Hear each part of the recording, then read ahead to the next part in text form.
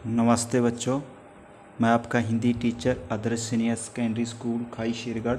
पिछले वाली वीडियो में हमने 11वीं कक्षा के अभिव्यक्ति और माध्यम 5वें लेसन के 3 क्वेश्चन किए थे। अब करेंगे आगे चौथा क्वेश्चन।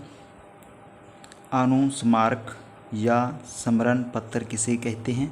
ये कितने प्रकार से लिखे जा सकते हैं? जब किसी पत्र, ज्ञापन आदि का उत्तर समय पर प्राप्त नहीं होता तो प्रेषक को याद दिलाने हेतु जो पत्र लिखा जाता है उसे अनुस्मारक या स्मरण पत्र कहते हैं। दोबारा पढ़ेंगे। जब किसी पत्र, ज्ञापन आदि का उत्तर समय पर प्राप्त नहीं होता तो प्रेषक को याद दिलाने हेतु जो पत्र लिखा जाता है उसे अनुस्मारक या स्मरण पत्र कहते हैं। स्मरण यानी याद कराना। इसका प्रारूप औपचारिक पत्र के समान होता है, लेकिन यह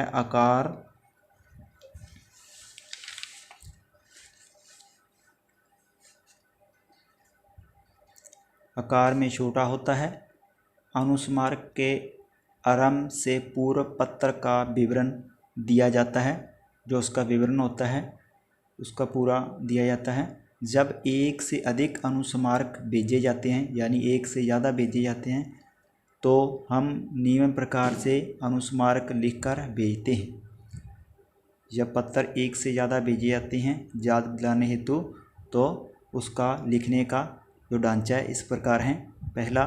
पहले अनुस्मारक को अनुस्मारक 1, दूसरे अनुस्मारक को अनुस्मारक 2, तीसरे अनुस्मारक को अनुस्मारक 3, चौथे अनुस्मारक को अनुस्मारक 4, पाँचवें अनुस्मारक के अनुस्मारक 5 आदि ऐसे लिखे जाते हैं। आगे करेंगे। अर्ध सरकारी पत्र कब लिखा जा सकता है? जो अर्ध सरकारी होता है इसके लेखन प्रक्रिया का वर्णन कीजिए। इसकी जो लेखन की प्रक्रिया है, जो लिखने की प्रक्रिया है, उसके बारे में आपने बताना है।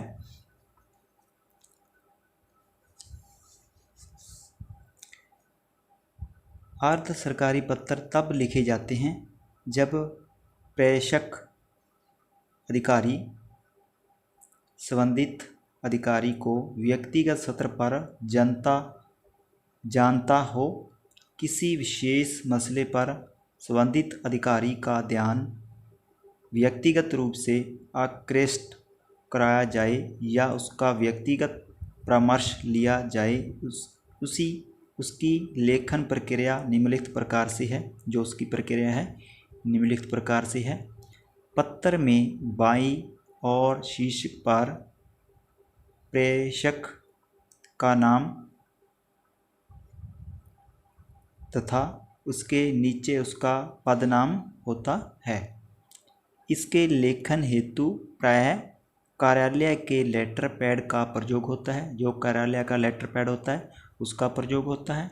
अगर उपलब्ध न हो, अगर लेटर पैड उपलब्ध नहीं है तो अन्य कागज का प्रयोग कर सकते हैं। आगे, पत्र के आरंभ में संबोधन के रूप में महोदया का प्रयोग नहीं होता। जब पत्र हम लिखते हैं आरंभ में, उसमें महोदया का प्रयोग नहीं होता। प्राय संबोधन के लिए प्रिय, जो हम संबोधन का पत्र लिखते हैं उसके लिए प्रिय श्री या प्रियवर श्री आदि हो सकता है। दोबारा देखेंगे। पत्र के आरंभ में संबोधन के रूप में महोदया का प्रयोग नहीं होता। प्रायः संबोधन के लिए प्रिय श्री या प्रियवर श्री आदि हो सकता है। आगे, पत्र के अंत में अधोलेख के रूप में बाईं या दाहिनी और भवदीय के स्थान पर आपका शब्द का प्रयोग होता है।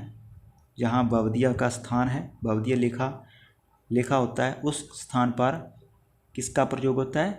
आपका आपका शब्द का प्रयोग होता है। ये आपका लिखना है आपने, किया जाता है। अंत में बाईं और संबोधन या प्रेषक प्रेषक अधिकारी का नाम, पदनाम और पूरा पता दिया जाता है। अंत में बाईं और संबोधन या प्रेषक अधिकारी का नाम, पदनाम और पूरा पता दिया जाता है। ये थे हमारे आज के क्वेश्चन। 5 क्वेश्चन कंप्लीट हो चुके हैं 5वें लेसन के। आपने इसको अच्छी तरह लिखना भी है और याद भी करना है। Thank you.